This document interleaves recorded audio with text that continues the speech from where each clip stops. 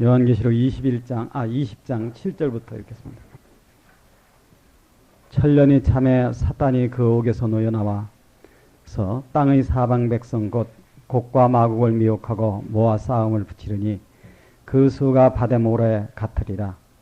저희가 지면에 널리 퍼져 성도들의 진과 사랑하시는 성을 들으매 하늘에서 불이 내려와 저희를 소멸하고 또 저희를 미혹하는 마귀가 불과 유황 못에 던지우니 거기는 그 짐승과 거짓 선지자도 있어 세세토록 밤낮 괴로움을 받으리라. 또 내가 크고 흰 보좌와 그 위에 앉으신 자를 보니 땅과 하늘이 그 앞에서 피하여 간데 없더라. 또 내가 보니 죽은 자들이 물은 데서 하고 그 보좌 앞에 섰는데 책들이 펴 있고 또 다른 책이 펴졌으니 곧 생명책이라.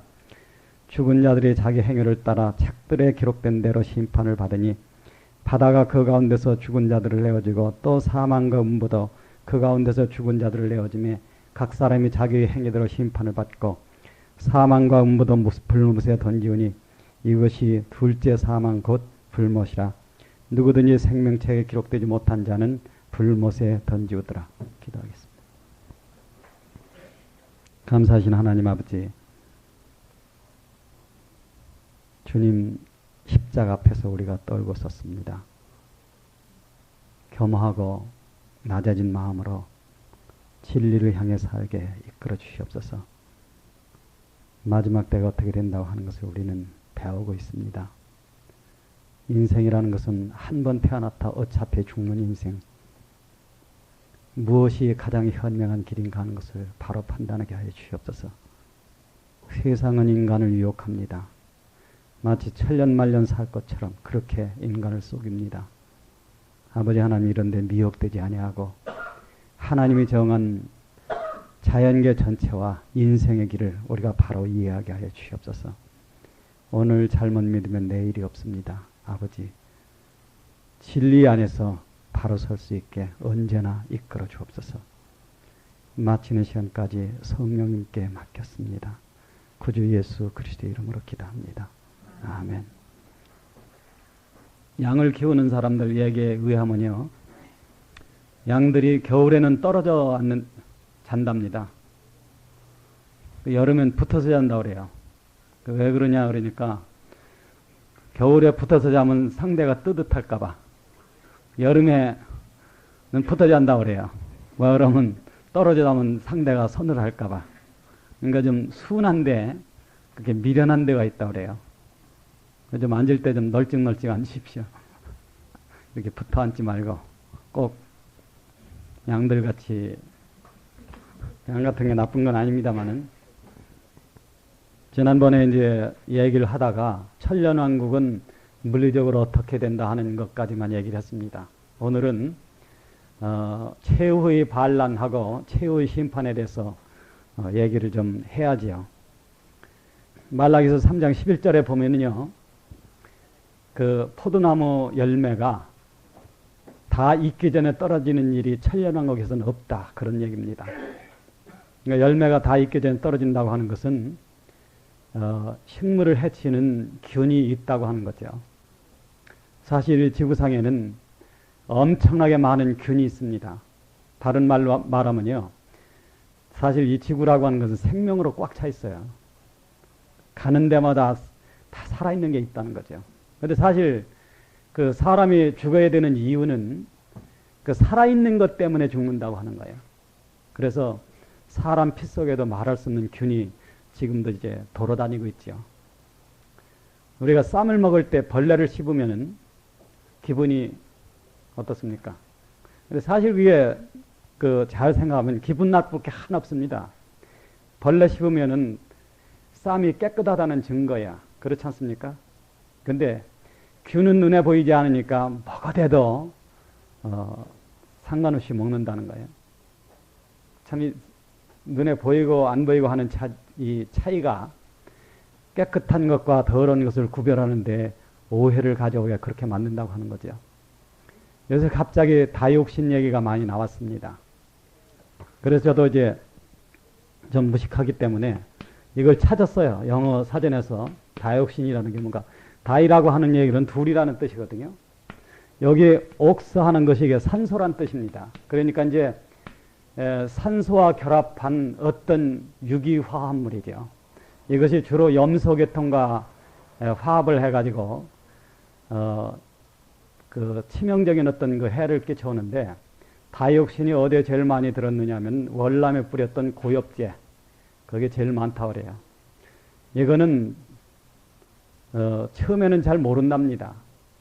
근데 한 20년 후에 가보면은 자식에게서 기형아가 태어나고 온몸이 붓고 가렵고, 그것은 이제 그 사람의 어떤 유전자라든가 그 세포 속 그 생명의 법칙 속에 숨어 있다가 그런 흉측한 일을 저지르는 것이 이제 다이옥신이라고.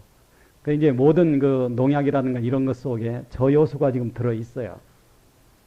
가만히 보면은 이 지구상에는 이러한 사람이 못 살 그 약으로 꽉 차 있다고 해도 과언이 아닙니다. 어제는 보니까 이제 어떤 분들이 콩나물을 키웠는데, 콩나물이 잘생긴 것은 사 먹지 마라, 그렇게 얘기를 합니다. 그래서 뿌리든 많이 나고 정말 한 군데 썩고 그런 걸 사 먹으라 하는 거예요. 그래서 좀 세상은 이제 그렇게 못 살 세상이 지금 되어가고 있다고 하는 거죠. 과연 우리가 영생을 하기 위해서는 이러한 세상을 어떻게 정화하느냐, 그래서 이제 하나님께 맡겨진 일입니다. 그런 것을 이제 하는 것이 뭐냐 하면은 천년왕국을 거쳐서 그런 것을 한다고 하는 거죠. 그래서 오늘 보면은 그런 내용들이 많이 들어 있습니다. 그래서 이제 과거가 아니라 지난주까지는 천년왕국이라는 것은 자연이 회복된다. 거기선 일을 하지 않아도 먹고 살 게 넘칩니다. 그러니까 요새 일 많이 하시는 분들 걱정하시지 않아도 돼요. 근데 천년왕국에서는 일 안 해도 된다 해가지고 미리 지금부터 안 하면은 아마 밥 먹고 사는데 좀 지장이 있겠죠. 지금은 이제 할 수가 없습니다. 그런데 여기서 이제 뭐가 문제가 되느냐 하면은 전에도 얘기했지만은 하나님에게 있어 제일 문제가 되는 것이 인간을 어떻게 고치느냐, 그 문제다. 어떻게 하면 사람을 영원히 살게끔 만드느냐, 그 문제죠. 사람이 영원히 산다고 하는 첫째 조건이 뭐냐 하면은 낮아져야 된다고 하는 겁니다. 그래서 그리스도가 영생이라고 하는 것은 그리스도에게만 있는 성품이 있어요. 신의 성품이. 그것이 나는 마음이 온유하고 겸손하니 내 멍에를 메고 내게 배우라.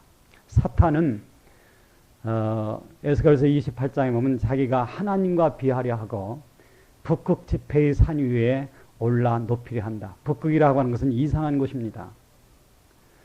여러분이 북극이라고 하는 것을 정할 때 뭘 보고 정했느냐 하면은 하늘에 떠 있는 북극성이라는 별을 보고 이제 정했는데, 북극성은 북두칠성에서 조금 떨어져 있는 곳에 있죠. 이상하게 보면은 그 북극성 주위에는요, 지구의 북극에 가면은 무지무지하게 먼 공간까지 별이 없는 곳이 있다고 그래요. 그래서 혹시 모르겠습니다. 이 훗날 그 새 예루살렘 성에 내려올 때 그 공간을 타고 내려오는 건지 그건 내가 모르겠습니다만은, 어쨌든 이 우주의 자연계 구조가 그렇게 돼 있다는 겁니다. 그런데 사탄은 북극 지폐의 산 위에 올라 비기려 한다. 그래서 사탄은 하나님의 영광, 그러니까 하나님의 영광을 취하기 위해서 하나님처럼 높아지는 길을 선택하는 거죠. 예수님은 이 세상에서 반대의 길을 걸었습니다. 지난 금요일도 그런 얘기를 했습니다마는, 사도 바울은 그 천막 깁는 수건을 갖다 대기만 해도 죽은 자가 살아난 적이 많이 있습니다. 그런데 사도 바울이 쓴 그 바울 서신을 읽어보면은 자기가 기적을 행해가지고서 그 영광을 나타냈다는 것이 한마디도 기록된 게 없어요. 여러분이나 나 정도라면은요, 아마 내가 언제 누굴 살리고 언제 누구 병을 고쳐간 걸 소설로 썼을는지도 모릅니다. 그것이 참 믿음을 가졌던 사도 바울과 우리들과의 차이점이죠. 예수님께서는 죽은 자를 살릴 때마다 그 주위에 있는 사람들의 간곡에 부탁한 것이 있습니다. 어디 가서든지 이 얘기를 하지 마라. 오늘날 잡귀신 같은 사람들, 자기가 무슨 뭐 능력을 행하고 하는 사람하고는요, 정반대죠. 과연 어떻게 사람이 그런 낮은 위치, 즉 하나님의 특성에까지 갈 수 있느냐. 그것이 이제 영원히 사느냐 못 사느냐는 문제입니다. 말이 그렇지 영원 무궁이 100억 년, 1000억 년 그게 문제가 아니고 영원에 비하면 1000억 년도 잠깐이죠. 어떤 사람이 계산을 했는데 최후 심판이 1인당 1시간씩 걸리면은 만약 동시에 이루어지지 않고 순차적으로 그 사건이 일어나면은 최후 심판이 500만 년이 걸릴 것이다. 그러나 영원 세계에 비하면 500만 년은 잠깐이다. 그렇게 얘기하는 사람도 있어요. 지금 이제 오늘 얘기하는 최후 심판이. 그러니까 이제 이런 걸 우리가 생각해 봤을 때에 참 영원으로 간다고 하는 것은 참 큰 일이라고 하는 겁니다. 사람이 영생의 상태로 간다고 하는 거예요. 그러니까 인생으로 태어나서 오직 중요한 것은 나는 영원 세계로 갈 수 있느냐, 즉 영생하느냐 못하느냐 이제 그 문제죠.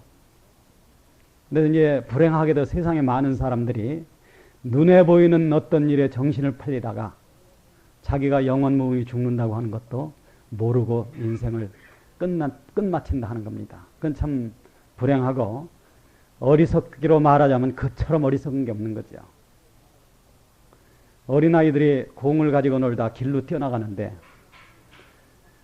이 눈이 어디만 보고 있느냐면 공만 보고 있어요. 옆에서 지금 다가오는 자동차는 안 봅니다. 그래서 그것이 이제 사실 어리석은 건데 그래서 운전하시는 분들이 무조건 집이 있는 곳 앞을 지날 때는 천천히 가라. 그거예요. 운전하시는 분들 그렇게 하겠습니까? 집 있는 데서는 무조건 천천히 가라는 거예요. 앞에 자동차가 서 있으면 무조건 천천히 가라는 거죠. 그러니까 그런 참 자동차가 오는 일도 모르고 공 쫓아가는 그런 어리석음, 그것이 인생의 한 모습이라고 하는 겁니다. 과연 우리가 영원히 사는 곳에 들어가서 영생불멸하는 그 세계, 천국은 어떤 세계냐면은 로마서 14장에 보면요, 의와 희락과 화평이라. 천국은 영원히 의로워야 합니다. 그 다음에 희락이 있어야 돼. 새하늘 새 땅에 들어가면은 이제 다음 일요일날 배울 내용이지만은 영원히 무아지경입니다. 아주 기뻐가지고 내가 있는지 없는지 모르는 정도, 사도 바울처럼 내가 몸 안에 있었는지 몸 밖에 있었는지 모르는 그런 상태로 들어가는 거죠. 얼마나 좋겠습니까? 그 다음에 의와 희락과 화평이라. 지금 녹음되고 있는 겁니까? 화평이라. 화평이라고 하는 것은 참 다시는 사람과 사람 사이에, 그리고 사람과 하나님 사이에 어긋남이 없는 세계로 간다고 하는 거예요. 요새 이 세상에서는 얼마나 싸움이 많은지, 가족끼리 다투고 형제끼리 다투고 이웃끼리 다투고 나라끼리 다투고 동네 사람끼리 다투고, 하여튼 뭐 세상에 전부 다투는 것뿐입니다. 신문 보면은 아마 90%는 다투는 얘기일 겁니다. 근데 그런 것이 전혀 없는 세계, 도대체 그런 그 영생의 세계에 들어간다고 하는 것은 물론 완전히 새하늘과 새 땅이 오기까지 지금부터 약 1000년 남았습니다. 그러니까 영원 세계에 들어간다고 하는 것은 시간적으로도 참 요원한 얘기죠. 그런데 그 날이 오기까지 먼저 해야 될 일이 있다고 하는 겁니다. 그것이 뭐냐면은 하나님 편에서 인간을 고치는 일입니다. 그런데 인간을 고치는 것과 동시에 뭐를 고치느냐 하면 역사를 고치는 거예요. 그래서 이제 역사 속에서 죄인을 고치는 일을 하는데 그것을 은혜시다라고 합니다. 지금 은혜시다라고 하는 것은 죄인들이 고쳐져야 돼요. 어디서? 교만에서 겸손으로. 내가 가지고 난 이 교만이, 원초적인 이 교만이 고쳐지지 않는다고 하면은 멸망할 수밖에 없는 겁니다. 그것을 고치기 위해서 감사하게도 이 세상에는, 특히 그리스도인들에게는 고난이 있다고 하는 거예요. 그러니까 어떤 그 죄인을 고치는 기간을 은혜의 시대라고 하는 겁니다.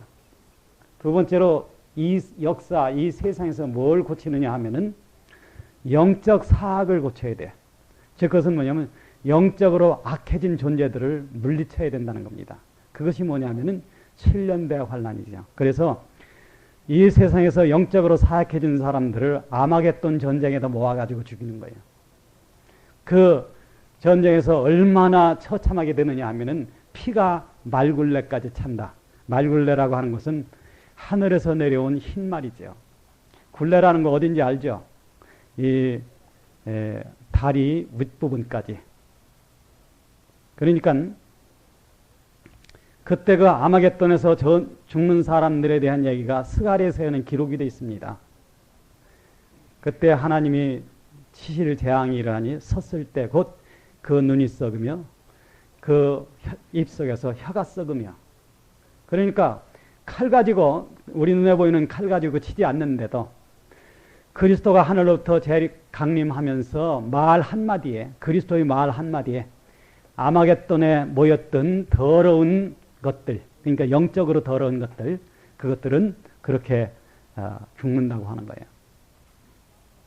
사실 이거는 싸움을 하면 게임이 안 되는 겁니다. 감히 조물주와 피조물과 싸움을 한다니. 그런데 참 기이하게도 이 피조물은 조물주에게 그렇게 반항한다는 겁니다. 그래서 나한테 조금만 어떤 불리한 일이 있으면은 속에서 하나님 원망하는 마음이 나온다고 하는 거예요. 그런 마음 경험해 본 적 없으십니까? 그런 것이 죽기 위해서 있는 것이 뭐냐면 이 세상의 고난이죠. 사실 엄밀히 보면요, 우리가 당하는 고난처럼 감사한 것이 세상에 없습니다. 왜? 그것은 우리를 영원히 살릴 수 있는 하나님의 사랑이기 때문에. 일단 이제 그런 얘기를 조금 더 하겠습니다. 그 다음에 이제 뭘 고쳐야 되느냐 하면, 자, 죄인을 고치는 것이 은혜의 시대입니다. 신령다화란을 거쳐서 뭘 고치느냐 하면은 이 인류 사회 속에 들어있는 악한 것들, 즉 영적으로 사악해진 것들. 영적 사악해졌다는 것은 그 신앙적으로 사탄을 따라간다고 하는 거예요. 사탄은 자기를 갖다가 하나님이라고 하는 존재이기 때문에 자기를 하나님이라고 하거나 자기를 그리스도라고 하거나 자기를 메시아라고 하는 사람들을 전부 모아서 거기서 불태운다는 거, 거기서 죽인다는 겁니다. 그 다음에는 이제 뭘 고쳐야 되느냐 하면요, 인류에. 그러니까 영원 세계로 가기 전에 하나님 편에서 고쳐야 될 것이 있는데 뭐겠습니까? 천년왕국에서 뭘 고쳐야 돼? 그것이 뭐냐면 무신론을 고쳐야 됩니다. 무슨 얘기인지 아시겠어요? 무신론이라는 것은 영적 사악은 아니기 때문에 7년대환란은 피하는 거죠. 그런데 이 무신론을 고치기 위해서, 무신론이라고 하는 것은 이제 하나님에 대한 무관심이에요. 그래서 어떤 방법으로 그걸 고치느냐 하면은 낙원에서 1000년간 살게 만들어줍니다. 그리고 그 1000년 동안 어떤 일이 벌어지느냐 하면은 스가랴서 읽어보면요, 자세히 그게 나왔어요. 지구상에 있는 모든 사람들이 그리스도를 만나러 와야 됩니다. 우리는 지금 그리스도를 어떻게 만납니까? 내 안에 계신 성령을 통해서 그를 만나요. 그리스도는 내게 임하신 아버지와 아들이기 때문에. 그런데 천년왕국에서는 실제로 지구상 각처에 널려서 그때까지 살아남아서 천년왕국에 들어간 사람들이 뭘 해야 되느냐 하면은 예루살렘에 와서 그리스도를 만나야 돼. 왜? 그것이 그리스도를 영접하는 길입니다. 그 예루살렘에 오면은, 지난번 얘기했죠. 예루살렘 성전은 한쪽 길이가 1500m 된 큰 성전으로 바뀐다고 하는 거. 거기에 오는 사람들은 동물 제사를 보고 뭐를 배워야 되느냐 하면은 오래전에 갈보리에서 그리스도가 십자가에 피 흘려 죽었다고 하는 유일한 영생의 근원을 배워야 됩니다. 그리고 그리스도를 구주로 영접해야 돼. 그래야만 그 사람들은 영원히 살 수 있는 길을 얻는다고 하는 거예요. 그런데 스가랴서를 보면 그런 일이 있는 한편 어떤 사람들은 마음속에, 천년왕국은 속에 품은 죄는 살아남지만은 행동으로 옮긴 죄는 그 즉시 다 죽어요. 그것이 철장으로 다스리는 겁니다. 그런데 천년왕국에 부활한 몸으로 들어가는 여러분은 걱정할 필요가 없습니다. 부활한 몸이라는 것은 죄성에서 해방된 몸이기 때문에 지금은 우리가 육신 속에 육신의 법을 가지고 있지만은 그 부활한 몸에는 그게 없어요. 그때 와서는 죄를 짓고 싶어도 못 집니다. 그것이 이제 완전한 구원이죠. 부활한 몸. 그런데 거기에 들어가는 자연인들은 속에 어떤 것이 있느냐 하면은 하나님을 싫어하는 마음이 아직도 있다고 하는 거예요. 그래서 이제 그걸 다 고쳐야만 하나님께서는 하나님의 자녀들을 어디로 옮기느냐 하면은 새하늘과 새 땅으로 옮깁니다. 그래서 이 땅에서는 천년간의 기간이 주어지는 거죠. 천년이라고 하는 것은 굉장히 사실 지금으로 보면 먼 기간입니다. 그렇지 않겠습니까? 자, 임진왜란이 일어났던 것이 한 400년 전이죠. 지금 사람들이 생각할 때는 그것이 아주 바로 먼 옛날 같아. 6.25가 일어난 것이 지금부터 약 50년쯤 됩니다. 그런데 지금 6.25를 못 겪은 사람들, 유자매님 못 겪었죠. 보면은 뭐 임진왜란 때 그런 것처럼 생각한다는 거예요. 아니, 위자매님이 꼭 그런다는 게 아니고 그렇다고 합니다. 그런데 하물며 땅에서 천년 동안을 살고 나서 하나님은 이제 최후로 시험을 하십니다. 그래서 뭘 고치느냐 하면, 뭘 골라내느냐 하면은 그때까지도 하나님을 싫어하는 사람들, 하나님을 영접한다는 것은 방법이 딱 하나예요. 예수 그리스도를 영접하는 겁니다. 우리가 하나님을 어떻게 내가 영접하느냐? 그리스도를 영접하는 길밖에 없습니다. 왜냐하면 그리스도는 나타난 하나님이시기 때문에. 그렇지 않겠습니까? 그래서 나를 본 자는 아버지를 보았다. 그래서 이 세상에 오신 그리스도가 나타난 하나님이기 때문에 그리스도를 영접한 자는 하나님을 영접하는 거죠. 그러니까 천년왕국 기간을 통해서 구원을 얻는 사람은 그리스도를 영접하고 구원을 받지 못하는 사람은 속에 악심을 품고 있다고 하는 거예요. 그런데 오늘날 종교에 대해서 무관심의 대표적인 주자가 뭐냐 하면은 오늘 여기에 나온 북방왕국입니다. 그것이 뭐냐면 곡과 마곡으로 표시되는 거죠. 마곡은 일반 백성이고 그 주의자는 곡이에요. 원래 곡이라고 하는 것은 창세기에 나와 있는 그 아담 후손의 한 사람이죠. 이 사람들은 원래 어디에 살았느냐 하면 지금 그 아라랏산에서부터 모스크바 사이에 있는 산악지대, 주로 이제 그 지방에 살아, 그 스키타이라든가 지금 그루지아 같은 나라, 이런 나라에 퍼져 살던 사람인데 이것은 뭐로 대표되느냐 하면은 곡과 마곡으로 대표된다고 하는 거예요. 그런데 우리가 에스겔서 38장, 39장을 읽어보면 곡과 마곡은 이스라엘 극한 북방, 정북방에 있다는 거예요. 정북방 저쪽에. 그런데 천년왕국에서는요, 이것이 퍼진다고 하는 거예요. 그래서 이제 천년왕국에서 하나님의 성을 둘러싸는 사람들은 지구의 사방으로부터 온다고 하는 겁니다. 그만큼 이제 이 무신론이라고 하는 게 퍼진다고 하는 거죠. 무신론이라고 하는 것은 사람은 본래 하나님이 없이 살았으면 좋겠다는 거예요. 그것이 뭐냐면 소위 오늘날 복음을 깨달았다는 사람들 마음속에도 그것이 팽배해 있습니다. 그러니까 죄사함을 어떻게 이해하느냐 하면요, 무슨 죄를 지어도 좋은 방종으로 이해한다는 거예요. 죄를 져도 상관없는 게 죄사함은 줄 압니다. 죄사함이라는 것은 하나님께 의의 종이 되는 게 죄사함입니다. 내가 죄로부터 풀려나서, 죄의 종으로부터 풀려나서 하나님의 종이 되는 것이 죄사함입니다. 그런데 그렇게 이해하지 않는다는 겁니다. 그래서 이제 사람들 속에는 하나님을 싫어하는 이 마음, 이것을 고치기 위해서 하나님께서는 어느 기간을 허락하셨느냐면 1천년간을 허락하셨다고 하는 거예요. 그러니까 자, 그러면 이 천년 동안에 하나님은 뭘 입증하시냐? 천년이라는 기간을 통해서 하나님은 자연인은 사악하다 하는 것을 입증하는 겁니다. 그러면 사탄이 매여 있는데도 사람은 하나님에게서 떠난다 하는 거예요. 그래서 이제 천년간 낙원에 살면서 우리가 그렇죠. 어떤 조건이 좋아지면 내가 남에게 착한 사람이 되고 남에게 잘할 거야. 이렇게 생각을 합니다. 예를 들어서 내 호주머니에 돈이 좀 많이 있으면 내가 누굴 도와야지. 이렇게 생각한다는 거예요. 그런데 그게 악한 생각이라는 겁니다. 왜? 호주머니에 돈이 더 많아지면 점점 더 남을 안 도와. 무슨 얘기인지 압니까?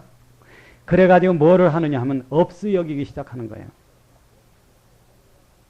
호텔에서도 그랜저 같은 차가 들어오면 어서 옵쇼 하는데 저 조그만 차 뭐 있죠? 왜? 예? 티코 이런 게 오면요. 왜 왔어? 이런다 하는 거예요.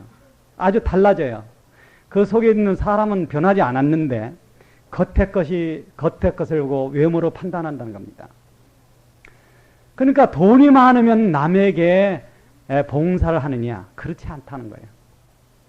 그것을 역사가 증명하죠. 그래서 빌립보서에는 너희가 극한 가난 속에서 넘치게 연보하였도다.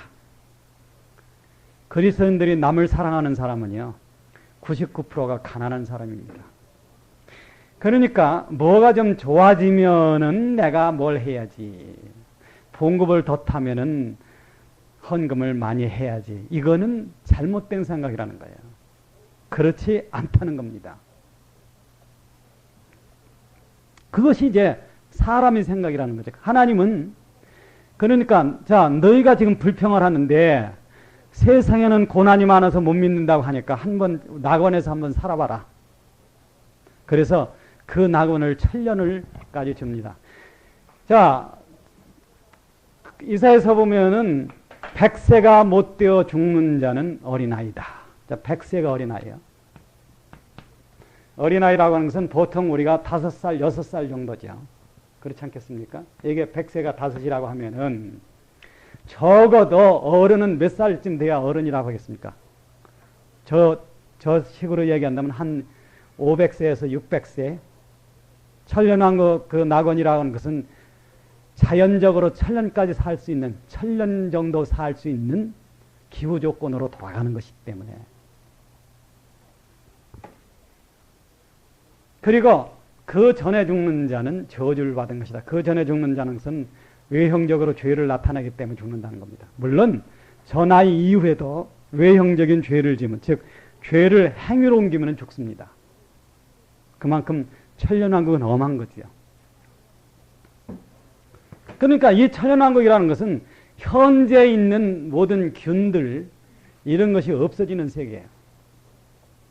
모르겠어요. 저 사람 장 속에는 요구르트 그 유산균 그것도 없어지는 그건 모르겠습니다만은 어쨌든 오늘날 이 지구상에 팽배해 있는 그 소생명체 이런 것은 하나님이 없앤다고 하는 거예요. 그래서 이제 그때는 천년왕국에서는 절대 농약이 필요 없는 세계죠. 농약 줄 이유가 없어요. 다시는 고추가 중간에서 떨어지는 일도 없었고 포도가 중간에서 떨어지는 일이 없기 때문에. 자, 그렇게 해서 뭐를 하나님께서는 증명하느냐 하면은 사람은 환경이 나빠서 못 믿는다는 거 아니다. 그걸 증명한다는 거예요. 뭘로? 천년기간을 통해서. 그러니까 낙원에서 믿을 사람은 나쁜 환경 속에서도 믿는다 그겁니다. 그러니까 핑계댈 수 없게 만든다고 하는 거죠. 그 다음에 사람은 낙원에서도 타락할 수밖에 그 범죄를 짓는 경향으로 나가기 때문에 하나님께서는 낙원에서 인간을 쫓아내고 이 세상에서 고난을 주셨다고 하는 겁니다. 즉 낙원 같은 데서도 사람은 하나님을 거부할 수 있다고 하는 것을 하나님은 미리 하셨다는 겁니다. 그래서 천년왕국이라고 하는 기간에서 하나님은 그걸 증명하죠. 세 번째로는 하나님이 뭘 입증하느냐면요. 사탄은 고칠 수 없다는 것을 입증합니다. 그래서 사탄은 그 무적행 속에 1000년을 갔다 있다 나와도 역시 하는 짓은 하나님에 대해서 반란을 도모한다는 거예요. 그 다음에 네 번째로는요. 하나님이 모든 사람에게 주시는 형벌은 정당하다는 겁니다. 왜 이런 얘기가 나오느냐 하면요. 이제 인간에게 주어지는 운명, 영원히 복되냐 영원히 멸망하느냐 하는 것은 이제 결정돼야 되기 때문에 천년 왕국이 끝나면서 그래서 이제 이런 천년 기간을 통해서 하나님께서는 이것을 입증한다고 하는 겁니다. 그래 이제 오늘 보면은 천년이 참에 사단이 그 옥에서 놓여 나와서 땅의 사방 백성 곧 곡과 마곡을 미혹하고 모아 싸움을 붙이리니 그 수가 바다 모래 같으리라. 천년 왕국 때는 굉장히 인구수가 늘어납니다. 전에 그런 얘기를 했죠. 기하급수로 늘어난다. 왜? 먹을 것이 풍족하고 기후 조건이 좋기 때문에. 그렇지 않겠습니까? 그러니까 그 원시지구, 그러니까 아담이 처음 만들어졌을 그때의 기후 상태라는 것도 그렇게 좋았는데 그때도 상당히 인구가 쉽게 퍼지기 시작했습니다. 아담은 1살 때 아기를 낳을 수 있는 존재입니다. 지금 사람은 최소한 20세는 넘어야죠.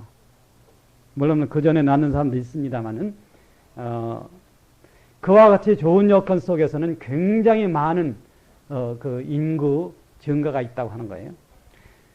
그런데 그때 얼마나 많은 사람들이 하나님을 대적하느냐 하면은 자, 하나님의 진을 두름에 하나님의 진이라고 하는 것은 법궤가 있고 그 다음에 이스라엘 민족이 사방에서 세 지파씩 이 법궤를 옹위하고 광야를 행진했습니다. 똑같이 이제 예루살렘이 세계의 수도가 되면은 예루살렘을 중심으로 해서 아브라함에게 약속한 그 팔레스타인 땅에 즉 유프라데스 강까지 이 누가 거기에 사느냐면 이스라엘 민족이 거기에 살게 됩니다. 그때에 그 이스라엘 민족을 누가 둘러싸느냐면 사탄에 미혹된 이 무신론자들이 이스라엘 민족을 둘러싼다고 하는 거예요. 그리고서 하나님과 이제 그 싸움이 붙는다고 하는 겁니다. 근데 이거는 이제 싸움이 되지 않습니다. 왜 그러냐 하면은 조물주와 피조물의 싸움이기 때문에. 우리가 여기서 한 가지 꼭 기억할 것은 에스겔 38장에 있는 곡과 마곡의 얘기가 나옵니다. 그러니까 어떤 성경학자들은 그 곡과 마곡이 이스라엘을 공격하는 것이 천년왕국 끝에 일어나는 것이 아니냐 그렇게 생각하는 사람도 있어요. 절대 그렇지 않습니다. 왜 그러냐면 에스겔서 38장 39장은 그 곡과 마곡의 군대를 멸하는 것이 누구냐 하면 사람들이에요. 더 쉽게 얘기하면 유럽연합입니다. 그런데 여기서는요 곡과 마곡을 멸하는 것이 사람들이 아닙니다. 하나님입니다. 그러니까 이 싸움은 더 얘기할 게 없죠. 하늘부터 뭐가 내려오면 불이 내려온다고 하는 거예요. 그런데 이제 이러한 사건이 하나님의 영원한 계획과 목적에 굉장히 부합되게 진행된다고 하는 거예요. 왜 그러냐? 자, 땅은 정하게 할 필요가 있습니다. 여기 지금 지구라고 하는 것은 아주 특별한 별이죠. 이 생명체가 살아가려면은 뭐가 있어야 되면 산소가 있어야 됩니다. 그 다음에 이 산소와 결합해서 에너지를 표출할 수 있는 탄소가 있어야 되죠. 하나님께서는 지구상의 생명체를 만들 때 탄소는 뭐를 통해서 먹게 만들어 놨느냐 하면은 음식을 통해서 먹게 만들었어요. 그래서 이제 우리가 먹는 감자, 고구마, 쌀 뭐 이런 것이 전부 뭐냐 하면 탄수화물입니다. 탄수화물이라는 것은 탄소와 수소를 포함한 물질 이런 거죠. 그래서 음식으로는 뭘 먹느냐면 탄수화물을 섭취하고 그 다음에 공기 중에 있는 산소를 갖다 받아들여서 이것과 이것과 화학작용을 일으켜요. 이것이 산화작용이라고 하는 겁니다. 산화작용은 인체에서 언제나 계속되죠. 단지 이것이 자연계에서처럼 빨리 일어나면요 사람이 호로록 타버려요. 그것을 막기 위해서 하나님께서는 이 산화작용이 사람에서 진행되는 것을 보통 이 구분하는 데 따라서 5번에서 9단계로 나눠놨습니다. 그렇게 서서히 일어나게 만들어 놓은 거죠. 그 중간에서 어떤 장애가 생기는 것을 당뇨병이라고 그렇게 얘기를 합니다. 그런데 자, 공기 중에는 무한정의 산소가 있어요. 우리 인간으로 봤을 때. 다음 인간은 뭘 하느냐 하면은 이마에 땀을 흘려서 탄수화물을 섭취해가지고 공기만 호흡하면은 공기 중에 하나님이 미리 놔둔 산소가 사람 몸에서 뭐를 하느냐면 태양 에너지를 운동 에너지로 바꿔준다고 하는 겁니다. 그래서 이제 사람이 살아가는 거죠. 근데 영적 현상에서는 이게 똑같습니다. 닭고기, 돼지고기 이런 거 먹는 거, 그거는 탄수화물이라고, 물론 단백질도 있지만 원리는 똑같습니다. 이걸 먹으면은 공기 중에 이제 산소를 들여맞는데 우리가 이걸 먹는 거를 뭘 한다 그러면 성경 말씀을 읽는다 그래요. 성경이라고 하는 것은 지식으로만 갖고 있으면 아무 쓸데가 없는 겁니다. 무슨 얘기냐 합니까? 특히 복음도 지식으로만 가지고 있으면요, 그것이 신앙주의라고 하는 거예요. 즉 사람은 하나도 안 변하는데 자기가 구원받았다고 착각하는 겁니다. 성경을 읽으면요, 이 내 안에 산소 역할을 하는 게 있습니다. 예수님께서 요한복음 20장에 보면은 제자들을 향해서 숨을 내쉬며 가랐을 때 성령을 받으라. 자, 이 산소 역할을 하는 것이 뭐냐면 내 안에 오신 성령입니다. 성령은 말씀과 결합해가지고 이 말씀의 생명을 우리 안에서 에너지로 바꿔줍니다. 그것이 이제 영적 생활을 하는 원리죠. 이게 다 똑같이 생겼어요. 그런데 그럼 지금 무슨 얘기하다 이 얘기가 나왔는 거죠? 무슨 얘기했어요?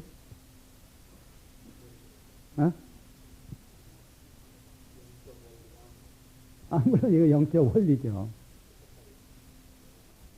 근데 한참 얘기를 하다 보면은 그 어디로 그 미로 속으로 들어가 가지고 원래 거기 들어온 그 줄기가 어딘지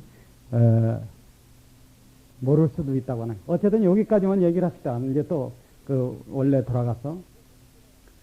그래서 이제 사람이 살아가는데, 자, 하나님께서는 이제 찾았습니다. 어디서 나왔는지. 정결케 한다고 하는 거예요. 정결케 하는데 이 지구를 정결케 할 때, 지구 얘기하다 그랬죠. 지구를 정결케 할 때 두 가지 방법을 씁니다. 하나는 물이고 하나는 불입니다. 만약에 사람이요, 그 수소와 산소를 무한정 얻을 수 있다고 하면은 무공의 차를 만들 수 있습니다. 그것만 결합시키면은 그 엔진이 돌아가고, 뒤로는 뭐가 나오느냐, 물이 나오니까, 연기가 안 나오고 물만 절절절절 나오니까 그것도 정유수죠. 그런데 그게 경제성이 안 맞아서 이제 그렇게 못 만드는 거예요.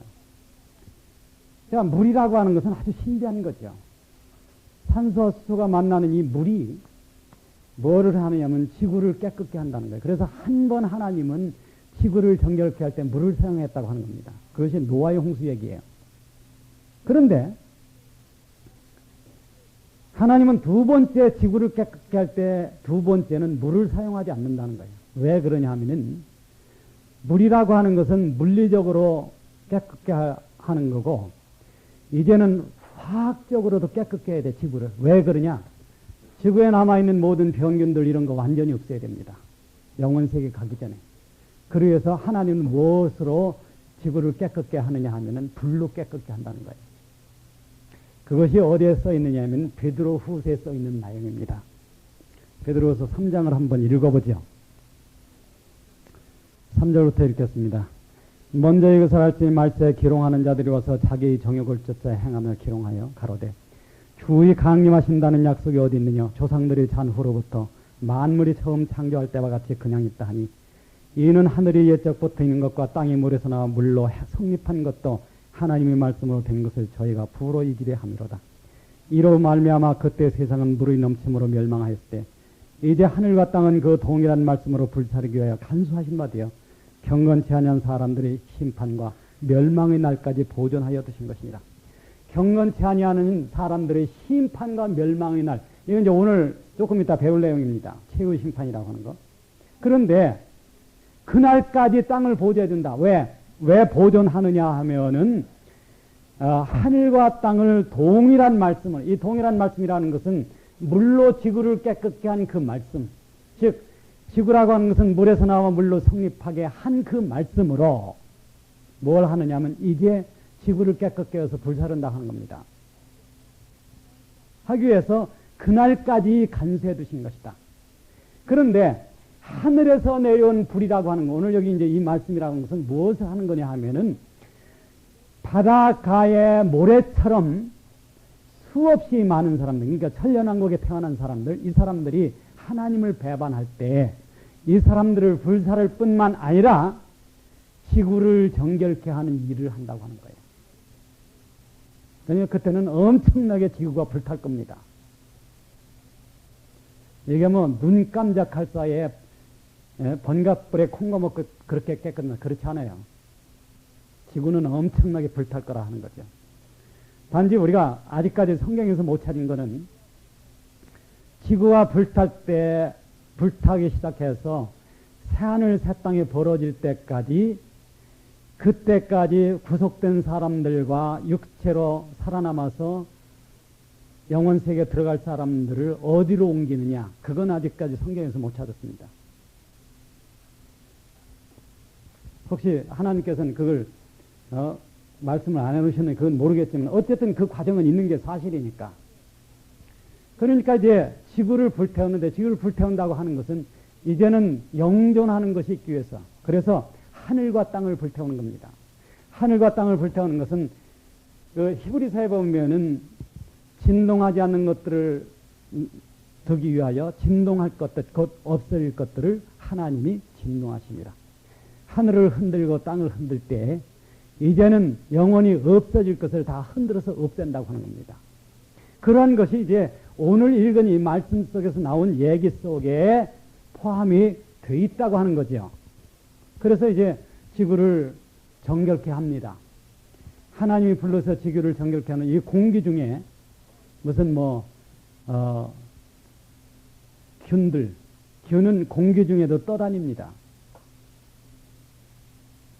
참, 그게 얼마나 비극적이에요. 그러니까 아무 상관이 없는데, 옛날에는 폐결핵 앓는 사람 곁에는 안 갔어요. 2m 이내 가면 어쨌든 폐결핵 균이 들어오니까. 그것은 만약에 공기 중에도 더러운 것들이 있을 수 있다는 거예요. 물론 하늘을 진동하는 것은 영적 사악을 갖다가 없애는 것이 주임무입니다. 거기에 따라서 물리적인 더러운 것들, 그것을 없앤다고 하는 거죠. 여러분이 항상 기억해야 될 것은 영원 세계라고 하는 것은 영적 세계인과 동시에 물리적인 세계입니다. 즉 영적 세계와 물리적인 세계가 같이 영원 세계로 변한다는 거예요. 그것은 뭐냐면 근원적인 것과 나타난 것이 다 같이 하늘나라를 구성하는 세계가 온다고 하는 겁니다. 제가 여러분 꿈 얘기하는 게 아닙니다. 무시무시한 하나님 말씀을 얘기하는 거예요. 그리고 이것은 우리들의 운명과 직접적인 관계가 있는 얘기를 한다고 하는 겁니다. 자, 진과 사랑한 이런 성을 들며 하늘에서 불이 내려가 저희를 소멸하고 또 저희를 미혹하는 마귀가 불과 유황 못에 던지우니 거기는 짐승과 거짓 선자도 있어 세세토록 밤낮 괴로움을 당하리라. 그래서 이제 사탄은 다시 잡혀가지고 어디로 들어가느냐 하면 불못으로 들어간다 하는 겁니다. 사탄은 이제 세 번째로 불못에 들어가죠. 먼저는 적그리스도, 그 다음에 거짓 선지자, 그 다음에 사탄. 그러면은 악의 삼위일체는 불못으로 던져지게 됩니다. 그것이 이제 사탄의 운명에 대해서 여기서 얘기를 하고 11절부터는 이제 최후의 심판이라는 것이 나옵니다. 아주 참 무서운 얘기죠. 이 얘기를 좀 빨리 좀 해봅시다. 왜 그러냐면 시간이 이제 30분밖에 안 남았는데 그 안에 이 얘기를 다 해야 되기 때문에.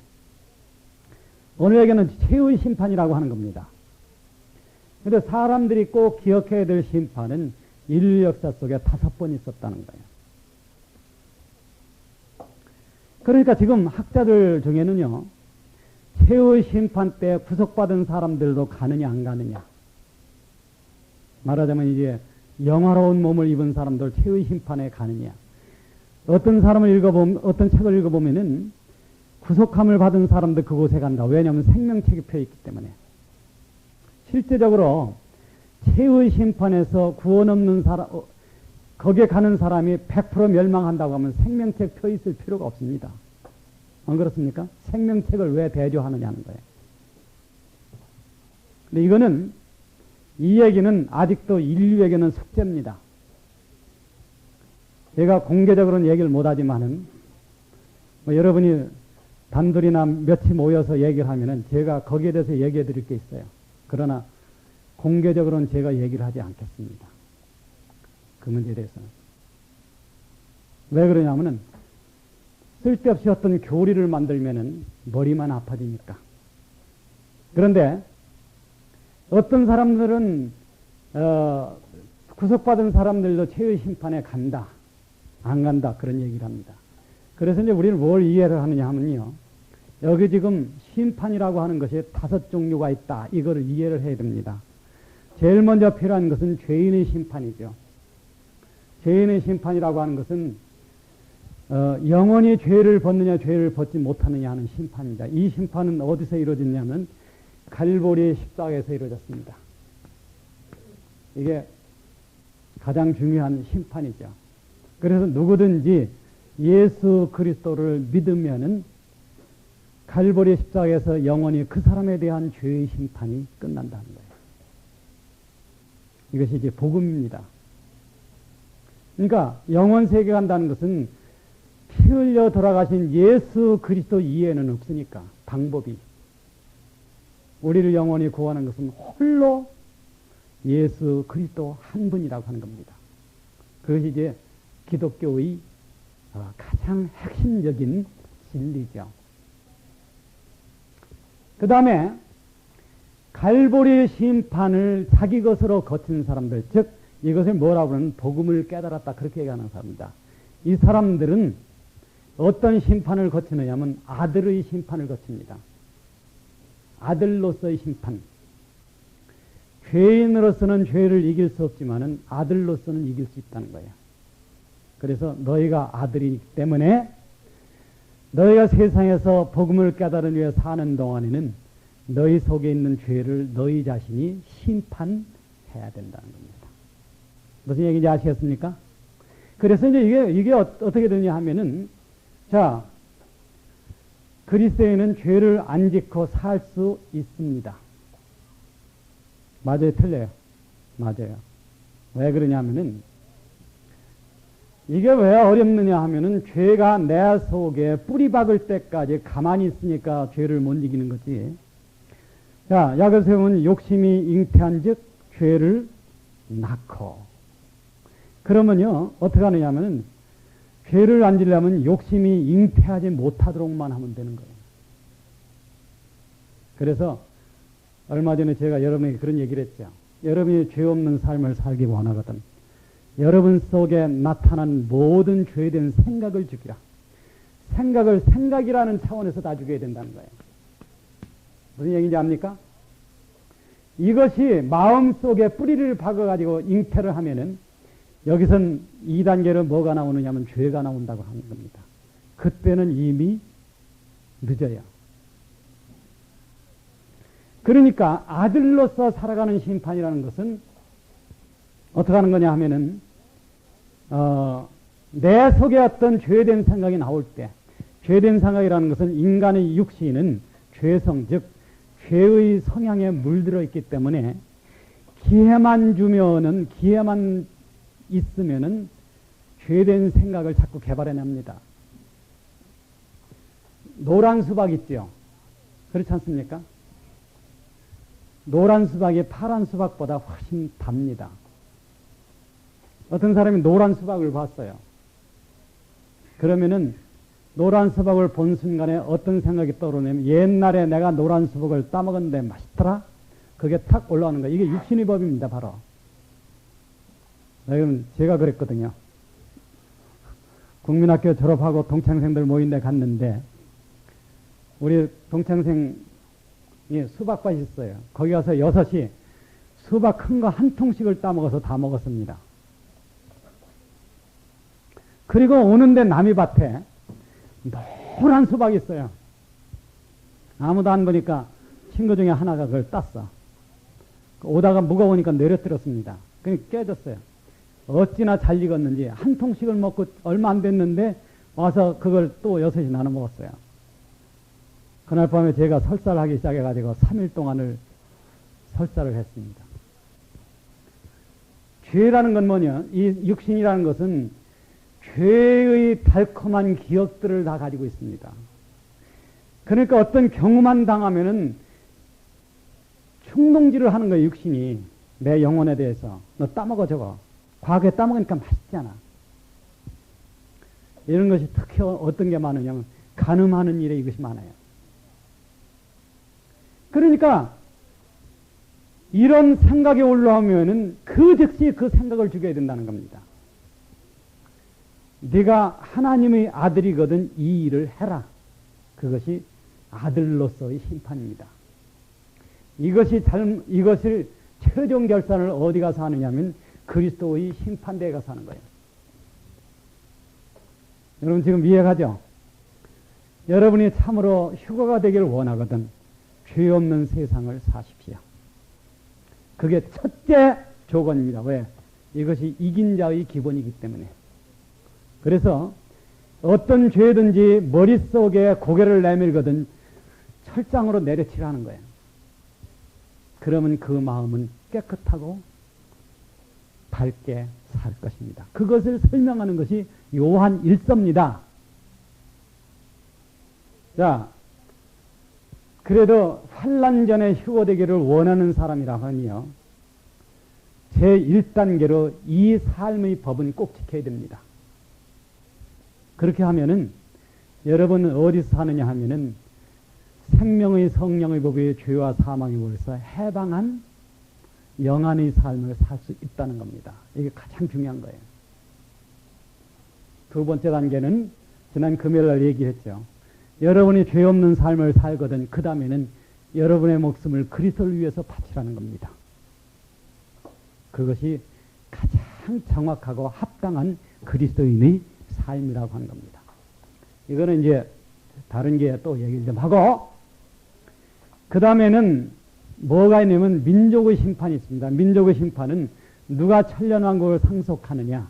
그래서 환란 동안에 666을 맞지 않고 거부해서 옥에 갇히거나 굶주리거나 하는 사람들을 돌본 사람들에 대해서 그리스도께서는 보상하신다는 게 있죠. 그래서 이제 양의 민족과 염소의 민족으로 나눠서 하나님은 심판한다 하는 것이 우리는 그것을 배웠습니다.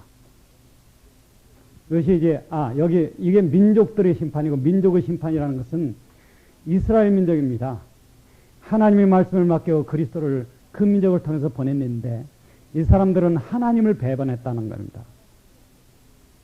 그 배반한 것을 이제 뭐로 징계하느냐면 야고보의 환란의 때라는 거예요. 그래서 이제 7년 대 환란의 기본 목적은 역사 속에서 하나님을 배반한 이스라엘을 고치기 위한 길이지요. 그것이 이제 민족의 심판이라고 하는 거죠. 그리고 이제 민족들의 심판이라는 것은 아까 말씀드린 저 내용입니다. 후에 이제 최후의 심판이라는 것이 온다고 하는 거예요. 그래서 이러한 역사 과정을 통해서 그리스도를 선택함으로 말미암아 부활에 나가는 사람들은 첫째 부활에 참여하고 그래도 그리스도를 거절한 사람들은 두 번째 부활로 나간다. 두 번째 부활이라는 것은 심판의 부활이죠. 심판의 부활이라고 하는 것은 이 심판, 하나님의 선과 그 심판을 감지하기 위해서 육신이 다시 입혀지는 것을 얘기합니다. 그것이 이제 최후의 심판이라고 하는 거죠. 자, 이제 우리가 거기를 읽어봅시다. 11절. 또 내가 크고 흰 보좌와 그에 앉으신 자를 보니 하늘과 땅이 그 앞에서 피하여 간되었더라. 여기서 뭐냐면 어떤 보좌가 있다는 겁니다. 물론 이건 하늘 보좌죠. 여러분 하늘과 땅이 간데 없으니까 하늘 보좌가 있는데 그 보좌는 보좌가 아주 크고 흰 보좌라 하는 거예요. 희다고 하는 것은 의롭다는 걸 얘기하는 겁니다.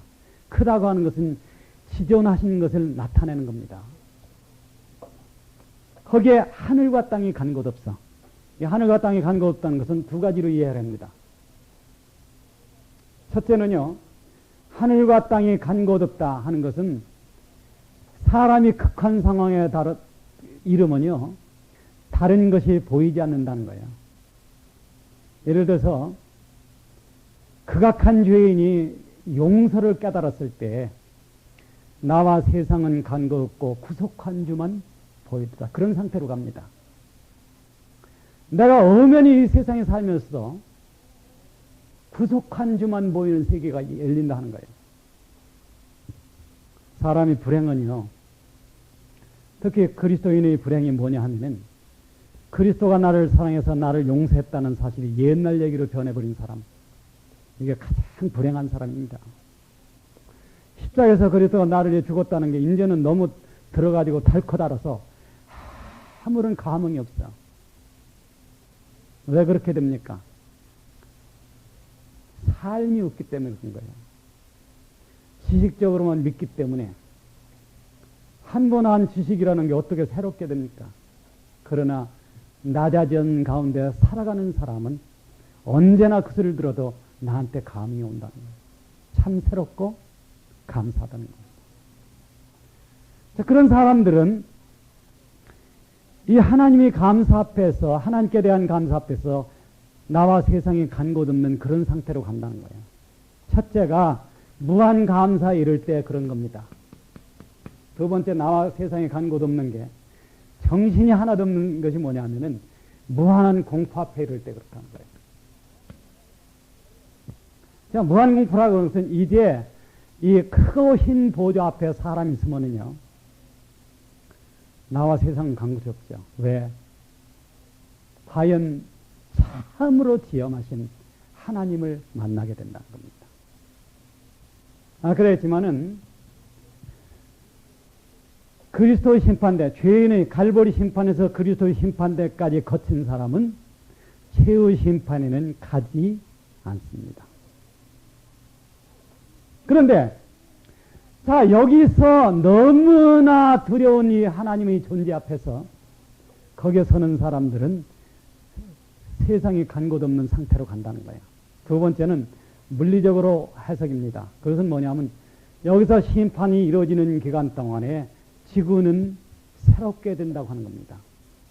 자, 지금 어떤 사람들이 우주 전체를 갖다 불사른다. 그렇잖아요.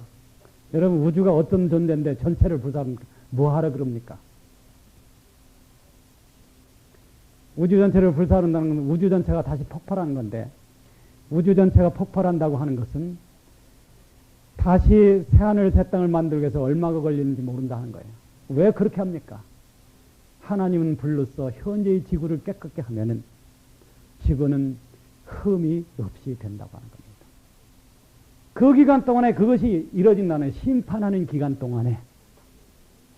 그래서 여기 보니까 또 내가 보니 죽은 자들이 물온대서하고 보좌 앞에 섰는데, 물온대서라는 큰 자나 작은 자 말할 것도 없이 이거예요.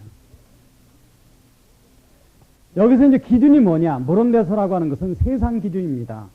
세상에서 큰 자는 누굽니까?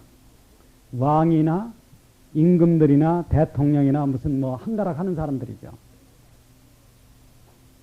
그러니까 최의 심판에는요, 세상에서 한가락 하던 사람들이나 쪼무레기들이나 다 나온다 하는 거예요.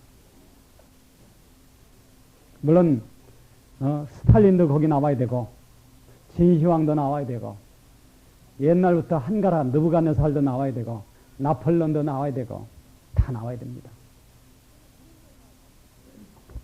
그러니까 물은대사하고 자 다리 밑에서 얼어 죽은 거지도 나와야 되고 다 나와야 돼. 그러니까 하나님 앞에 서야 됩니다. 서는데 책들이 펴 있고 책들 이건 한 권이 아니에요. 그럼 두 권이냐? 두 권도 아니겠죠. 여러분은요, 여러분의 모든 행위를 기록하는 천사가 있다는 거 기억해야 됩니다. 깜깜한 데서 하면 모르겠지. 그렇잖아요. 다 알고 계십니다. 책들, 이건 복수예요. 이건 행위책이죠. 행위. 누가 언제 뭐 하고 그런 얘기하는 겁니다.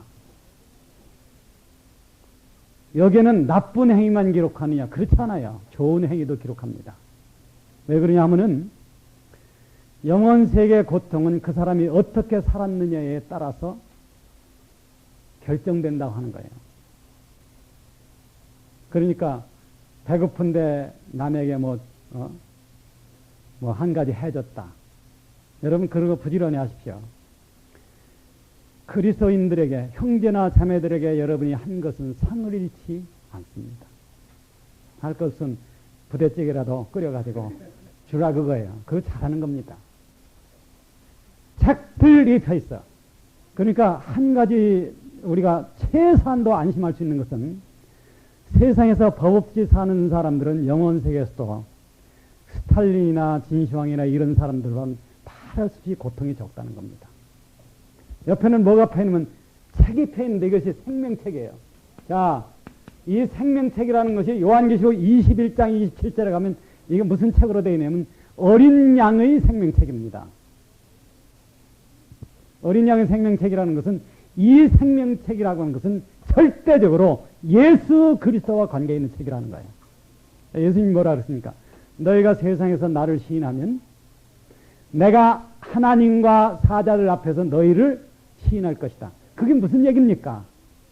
내가 너희를 하나님 앞에서 시인해야만 너희 이름은 생명책에서 지워지지 않는다는 거예요. 인간이 영원히 살고 죽느냐 하는 것은 오직 예수 그리스도에게 달려 있습니다. 그런데 신자들이 주님을 향해서 간절한 마음이 없어. 병이로다. 고추가 잘려는 뭐예요? 중간에 가서 썩으면 안 되죠. 열려진 영생의 길, 이 세상에 단 하나 열려진 영생의 길은 예수 그리스도가 개인적으로 내 구주냐 아니냐 그 문제입니다. 왜? 내 이름이 영원히 이 생명책에 기록되어야 안 되는 것은 주님이 나를 시인해야 돼. 마태복음 7장에는 그런 비극이 나옵니다. 내가 주 이름으로 뭘 행했습니까? 권능을 행하여. 이 권능이라는 게 병 고치는 은사입니다. 내가 주 이름으로 뭘 합니까? 그 다음에 귀신을 쫓아낸 거예요. 주 이름으로 뭘 했습니까? 전도를 했어요. 선지자 노릇하는 게 전도하는 거죠. 남한테 성경 가르쳐주고 복음 가르쳐주고 하는 거예요. 그런데 예수님이 뭐라 그러면 내가 도무지 너를 알지 못한다 그거야. 그리스도의 속죄를 남에게 가르쳐주기는 쉽지만은 그리스도를 내 생명으로 모시기는 어렵습니다. 무슨 얘기인지 아시겠어요? 왜냐하면은 그리스도의 속죄를 남에게 가르쳐주는 것은 육신도 할 수 있다는 거예요. 그러나 그리스도를 내 생명으로 모시는 것은 육신이 죽어야만 되는 겁니다. 여러분 이거 분명히 아십시오. 지식 가지고 천국 간다고 생각하지 마십시오. 실제로 그리스도가 내 안에 사느냐 안 사느냐 그 문제입니다. 그것이 생명책에 펴있더라 하는 거예요. 죽은 자들이 자기 행위를 따라 책들에 기록된 대로 심판을 받으니 바다가 그 가운데서 죽은 자들을 내어주고, 이상해. 우리 같으면 죽은 자가 어디서 나와야 됩니까? 무덤에서. 그렇죠. 공동묘지에서 이거예요. 그런데 이 성경은 바다가 내어줘. 그리고 그게 먼저 나와요. 근데 왜 그러냐 하면은 여기 이유가 하나 있습니다. 여러분들 노아의 홍수 때 빠져 죽은 사람들이 무덤에 갔어요? 바다로 갔어요? 대부분이 아니죠. 바다로 갔죠. 그러니까 먼저 뭐가 나오냐면 옛날 죽은 사람들부터 나와야 돼. 바다가 죽은 자들을 내어주고, 물론 무덤도 내어주는 거죠.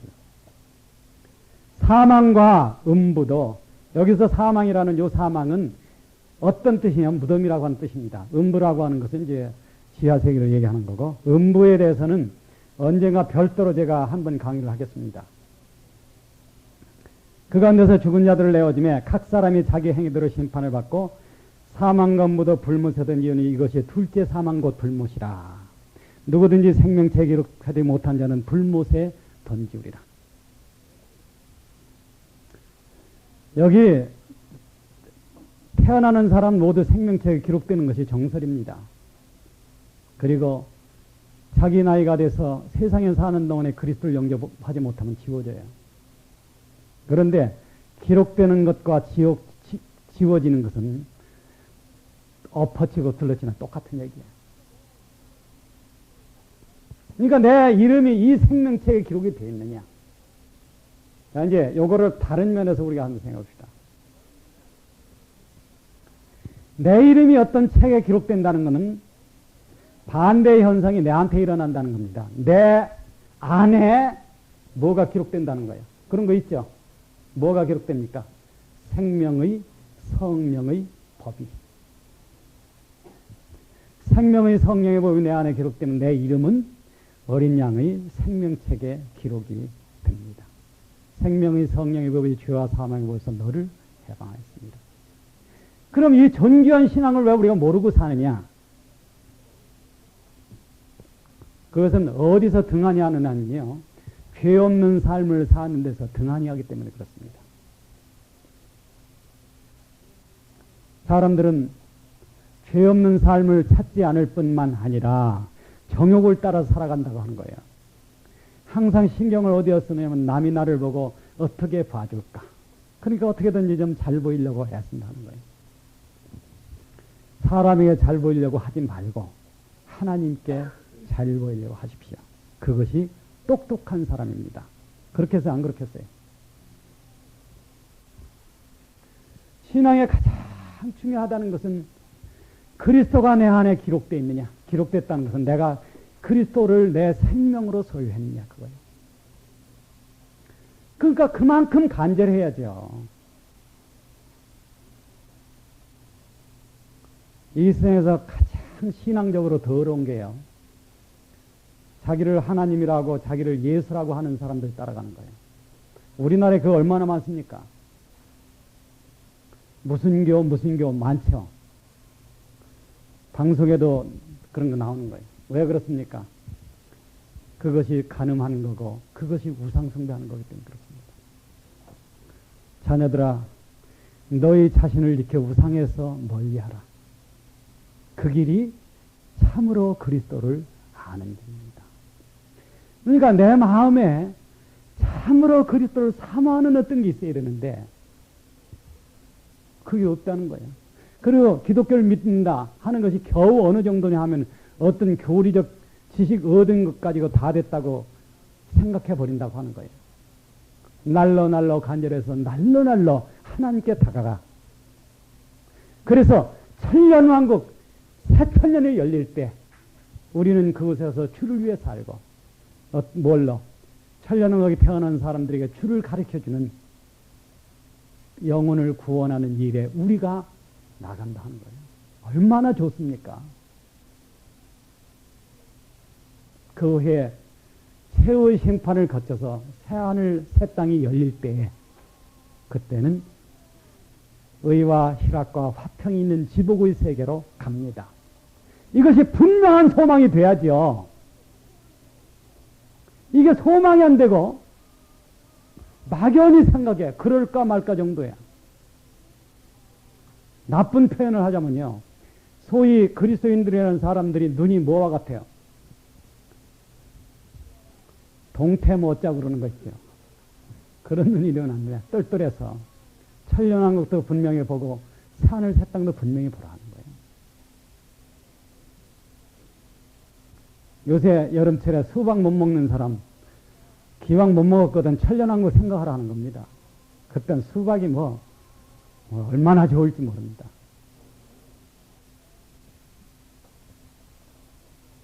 아유, 우리 있는 데 와서 수박 먹어? 그거 어떻게 하겠어요? 수박 먹으러 갈 데 없어. 어디 땅에 와서 내가 이런 사람들에게 도와줘야 돼. 영원히 죽지 않는 그 세계가 온다고 하는 거. 왜 못 믿느냐 하는 거야. 여러분이 믿는다고 하면 오늘 분명히 살 겁니다. 그래서 그리스도를 내가 내 안에서 알고 사는 세상, 죄 없는 세계, 거기서 오늘 우리가 살 때 그 사람에게는 분명 이 요한계시록에 기록된 이 축복이 현실화할 것입니다.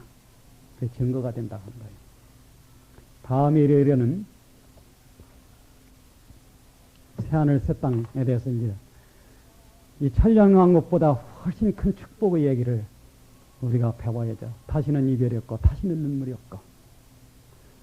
그때 되면 우리 어머니가 나를 낳아주신 것을 참 감사합니다. 왜?